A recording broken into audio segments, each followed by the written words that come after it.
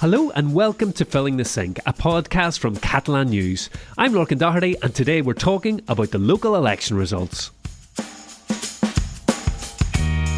The people of Catalonia have spoken and we now know the makeup of our local councils in cities, towns and villages for the next 4 years. It was a good election for the socialists here. They won the most votes across Catalonia, but they were just pipped to the post in Barcelona by former Mayor Javier Trias. So coming up today, we've got all the main results and lots of analysis, looking at Barcelona and other major cities, and also a few other choice council areas around Catalonia. I'm joined today by Guifré Jordan. Hi, Guifré. Hi, Lorcan. Pleasure to be here. Is it really like to be here so early on Monday again after being here so late on Sunday? Well, it was just a courtesy, but to be honest, I'd rather be sleeping today. Oh, God, I'm so exhausted. Well, that's elections for you, isn't it? Guifré, tell us first, what's the overall picture across Catalonia? Who might still be celebrating as we speak and who had a night to forget? Well, as you said in your introduction, the socialists were the ones with best results in Catalonia. They are the ones who are the happiest because they came first overall in Catalonia with 23% of the vote share across the country. They won in Girona, Lleida, Tarragona, and came second in Barcelona. That's just their only aim that they didn't manage to get. But I mean, in terms of all the other big municipalities in Catalonia, they did really well in the metropolitan area, in most of the most populated cities. So they did very well. A good night for them. Second in terms of vote share were Junts. They got about just over 18% of the vote, and just ahead of Esquerra Republicana. So these two pro-independence parties, Esquerra got 17% and they lost around 300,000 votes compared to the last time around. Exactly. Junts can be fairly happy about their results. They came first in Barcelona. That was their main aim in this local election. This hasn't happened in the past 12 years. It's a great success. However, in other municipalities like in Girona, they lost and they actually came third. So they were first and now third. So it's kind of a mixed picture. Yeah. I'd say Junts, it's like mixed picture, same vote share more or less, but going up somewhere, going down somewhere else. And then Esquerra maybe punished a little bit for, as the governing party in Catalonia, it's always hard when it comes to local elections. Absolutely. I mean, for Esquerra, there's no excuses. It was a bad election. It was a bad election night for them. So they lost 300,000 votes. Whereas, for instance, Junts only lost 5,000. So yeah, turnout in general was well down on 2019. So most parties lost votes. So it was 55% this time round, which is 9 percentage points down from 2019. That's a really significant drop. Yeah, it's worth pointing out that in 2019, this local election coincided with the European election, which was like a high-stakes one, because it was like in the middle of the Catalan trial, the trial for the leaders who were involved in the 2017 referendum. It was Puigdemont, the former Catalan president, who had been in exile like for 1 year or so. He was running in the European election, so it was like high turnout, especially high turnout. But these ones were below average. Looking at the smaller parties then, Comuns, this left-wing anti-austerity party, they came in just under 9%. The People's Party doubled their vote share up to 8%. Yeah, while Comuns, we can say it was not an ideal night. I mean, they lost their main stronghold, Barcelona, the capital of Catalonia. They came third, not very far from top, but still third. For the People's Party, it was like a big success. For them, they went up in loads of places, and in some places they doubled or tripled the amount of councillors.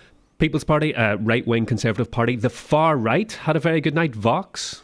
Yeah, they made their breakthrough in dozens of towns. So for the first time, Barcelona and other cities in Catalonia, other big cities of Catalonia will have Vox representatives. Because they won just over 5% of the vote, which is a significant figure for these elections. Yeah, 5% is the threshold. So if in one municipality you get lower than 5%, you don't get councillors. If you get over 5%, you are eligible to get councillors. CUP then got 4%. Not a great night for them. They're far left pro-independence party.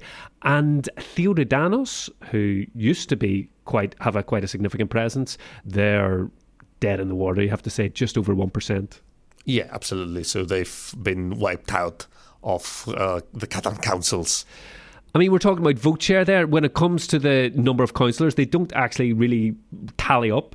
No, not exactly, because, I mean, Esquerra came third in terms of vote share, but they came first in number of councillors with 2,903 out of 9,100. So that's like 1 in 3 councillors in Catalonia will be members of Esquerra candidacies. Let's turn to look at Barcelona then. Now, we were sitting in the office last night watching the results come in, and this was so exciting because wow, that was memorable. You know, if you're an election What a geek like clown. us, it's like because the results were coming in. It was like 25% counted, 50% counted, and the numbers were changing.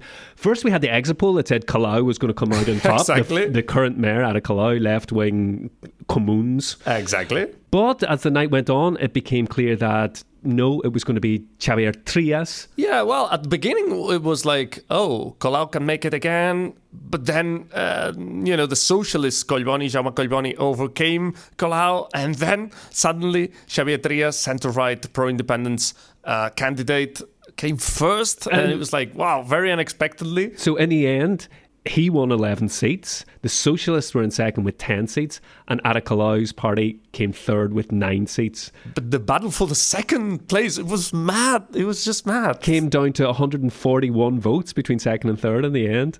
I mean, and we're talking, over 130,000 votes each. So tight. So tell us a little bit about Xavier Trias then. A great night for him.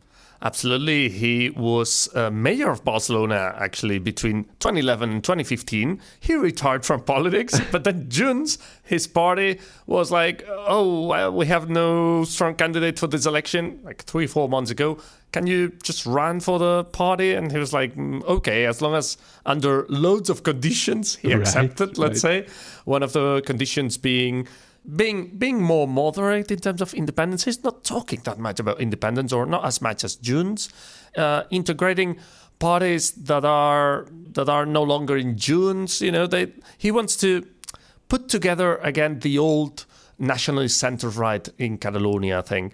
And Junts was like, okay, fine, you can run. And it worked. It worked. And what's more surreal is like, I don't think he didn't expect to win. Last night, he said something like, well, who would have told me 3 months ago or 3 hours ago that I would came first? Just because he topped the poll doesn't mean he's guaranteed to be mayor. Absolutely not. So he got 11 council seats. But if you add the 3 left-wing parties, the Socialist, current Mayor Colau's, Barcelona en Comú, and Esquerra, they make the absolute majority of council seats.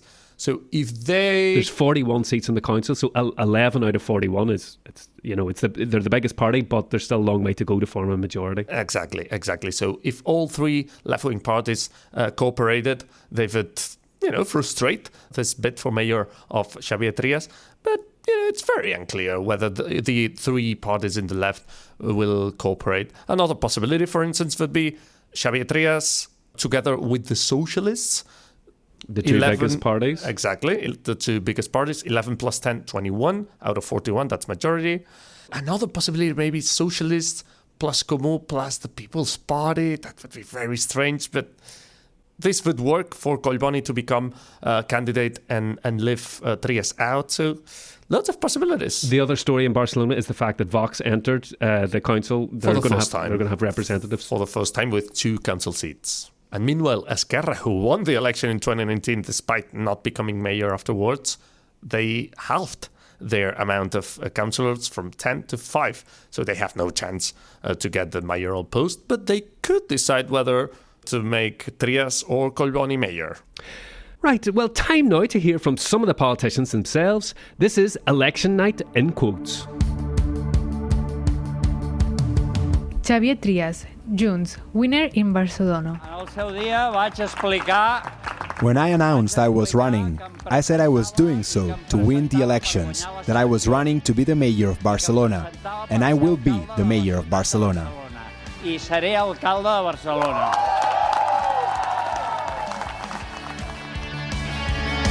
Ernest Maragall, Esquerra Republicana, 4th place in Barcelona. És el candidat més votat I per tant és a ell a qui correspon. Trias won the most votes, and it is his responsibility to try to lead the construction of a strong and stable government for the city. Un govern fort i estable per a aquesta ciutat. Ada Colau, current mayor of Barcelona, third place this time. Nosaltres utilitzarem tota la nostra força. We will use all of our power to prevent it from happening again, prevent speculation from returning, contamination from increasing, and a free bar for tourists. We are here to serve the city of Barcelona and to ensure that the brave, progressive policies we have brought in over these years, coming directly from locals and neighborhoods, continue to advance. Avançant. Jaume Collboni, socialist, runner-up in Barcelona. Tenim l'oportunitat i el deure d'obrir. We have the opportunity and the duty to open a new chapter in Barcelona of progress and stability. And this I want to say very clearly. The socialists don't rule anything out. Xavier García Albiol, People's Party, winner in Badalona. Tinc molt clar que han hagut veïns i veïnes de Badalona. I know for sure that some neighbors in Badalona who may not agree with my political party have trusted us with their vote. People who may sympathize with the socialists or with pro-independence parties who don't vote, who vote for Podemos, it doesn't matter to me. Podemos m'és igual. Gonzalo de Oro, Vox, won seats on Barcelona Council for the first time. Today is not a day to celebrate, because the objective of eradicating the politics of the left and separatism has not been met. What is bad for Barcelona is bad for Vox and bad for Spain. Ana Grau, Ciudadanos, failed to get elected in Barcelona. This is not the happiest night of our lives. The results don't come even remotely close to what we were hoping for. Lluc Salellas, guanyem CUP, tied first place in Girona. We are more than satisfied. We are euphoric. This tie in first position with the socialists shows that the city of Girona wants a change. But this is obviously a pro-independent city, so our goal is to form a government.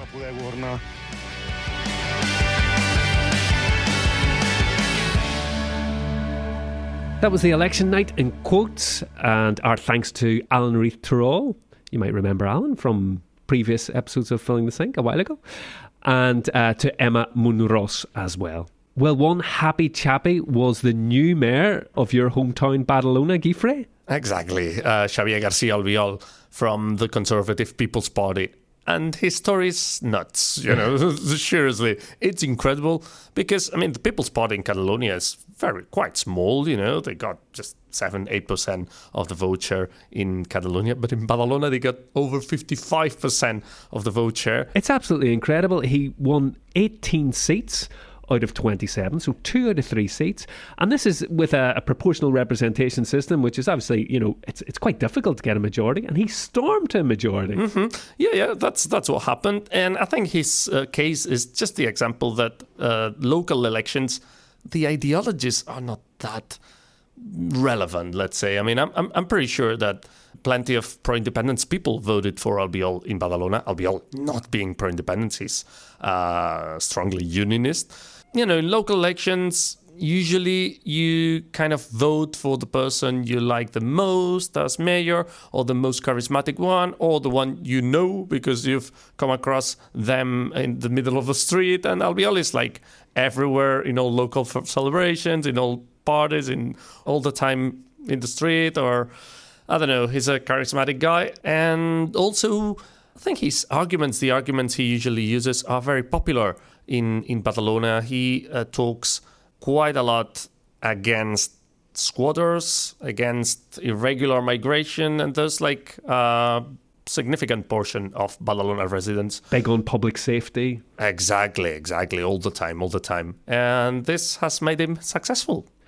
Now, Badalona is a little bit of an outlier. It's just outside Barcelona, but most of the surrounding area, this metropolitan area, is what we call the Red Belt, because the socialists absolutely dominate here. They've got absolute majorities, which we said are pretty hard to come by in a lot of cities. They actually lost their absolute majority in L'Hospitalet de Llobregat, which is Catalonia's second city. but they still were way out on top, winning 13 out of the 27 seats there. A good night for them in general, though, although they fell back, say, in L'Hospitalet. Exactly. So the Red Belt is their main stronghold, and it will be like this for 4 more years. So the number of municipalities where the socialists came first has tripled, actually. Not just talking about the Red Belt, but in general. And, in towns like Santa Coloma de Gramenet, they retained their absolute majorities, like 17 seats out of 27. I mean, it's incredible. And taking into account that Esquerra was, vying for the mayoral post there with a very well-known figure, Gabriel Rufián, and he only managed to get 1 extra seat from 3 to 4. The metropolitan area is also important for Comuns, one of the smaller parties. They fell back to 3rd place in Barcelona. What was the situation in Greater Barcelona then? Yeah, for instance, they've always been strong in El Prat de Llobregat, the town where the Barcelona airport is located. And they're very much against airport expansion. Exactly, so that's why they are successful. I mean, they are heirs of the Green Party and of the Communist Party, and they've always been in power. But in other metropolitan areas, like municipalities, such as Montcada y Reixac, they lost the 1st place. So, yeah, a little bit up and down for them too. In other urban centres then around Catalonia, a really good night for the socialists. They won in Girona, in Lleida, in Tarragona. And in fact, in 8 out of 11 of Catalonia's biggest cities, the socialists came out on top. Mm-hmm. In a lot of these cities, it's kind of a battle between the socialists and one or other of the pro-independence parties. Mm-hmm. Yeah, absolutely. But for instance, in Lleida and Tarragona, they came first by far, and they are very likely to be mayors again. Whereas in Girona, it's interesting because they got 8 council seats.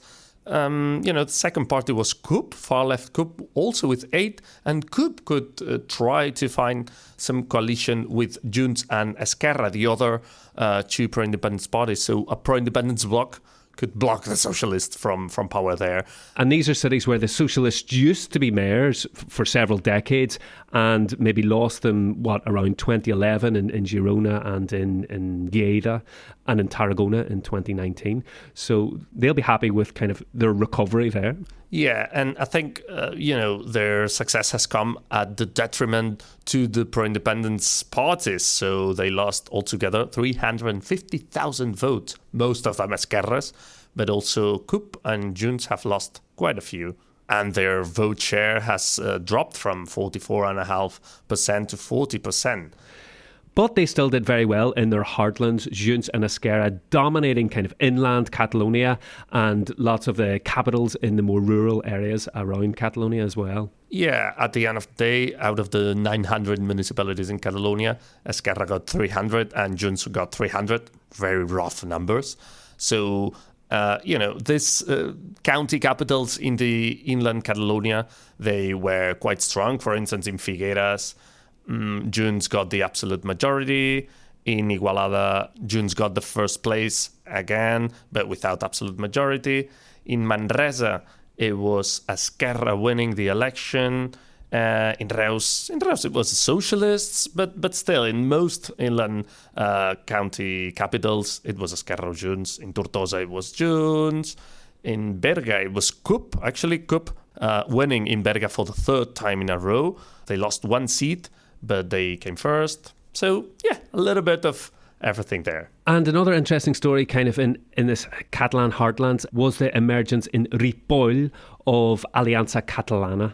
Yeah, we can define them as far-right pro-independence party. That's something new that maybe some of our listeners are not used to this concept. Far-right is usually linked with unionism here in Catalonia, but we also have some far-right pro-independence parties, tiny, but they're gaining ground in some local councils, for instance, in Ripoll. Also in Manresa, it's not Aliança Catalana, it's another far-right pro-independence party called Front Nacional de Catalunya. They got just a couple of councils. I mean, looking at the figures, they did top the poll in Ripoll, Aliança Catalana, with 30% of the vote, 6 councillors. But the other forces together are probably likely to combine and to deny them the post of mayor. Because I guess that's something that we need to look at what happens next, Guifrey, and all the mayors have to be elected by June 17th. Yeah, on June 17th is the day where all the local councils are officially set up, and that very same day, all of them will vote for the next mayor. So the thing is, like, if one candidate garners an absolute majority of council seats, this person will be the mayor. Otherwise, if none of the candidates are able to garner an absolute majority of seats, the candidate whose party came first is automatically elected mayor. So that's the end of these elections. But just before we recorded, we found out we've more elections on the way. It's insane. Please stop this madness. I mean, seriously. Yeah, so the Spanish general election was supposed to be in November/December, but the Spanish Prime Minister, Pedro Sánchez, has just announced that there will be a snap election on the 23rd of July. I mean, this comes on the back of we're saying the Socialists did really well in Catalonia, but across Spain, it was a bad night for them. In both local and regional elections in Spain. Remember that Catalonia has no regional elections now, so it's going to be by 2025. But, it was a bad night outside Catalonia for the Socialists, so I think they don't want to lose more vote shares. They don't want the time to go by, so they are just announcing this election now. The first time ever that we will see a Spanish election in July. That's very strange. One last thing before we go. There are 2 mayors in Catalonia that have been in place since the transition to democracy 4 decades ago and counting. Yeah, they are machines of winning elections. How did they get on last night? Well, no surprise, they won again for their 12th time in a row. So they've been mayors since 1979, and they will be until 2027 if nothing special happens. So they are Josep Vilà from Fogars de la Selva and Pere Moradell from Torroella de Fluvià. Congrats to them. Time now for our Catalan phrase. What's it this week, Guifrey? Està amb l'ai al cor. Am lai al cor, to be with something in your heart. Yeah, with the ai in my heart. Yeah. Okay, right. So it sounds quite anxious, no? Absolutely. And it literally means this. So to be really anxious, waiting for something that hasn't happened yet but will happen. A little bit negative connotation, so it's worrying. It's a bit stressful. Yeah. So that was us last night watching the count come in. Well, it was us and the parties. Yeah. Above all the parties. Am lai al cor. Yeah, to have your heart in your mouth in English, you can say.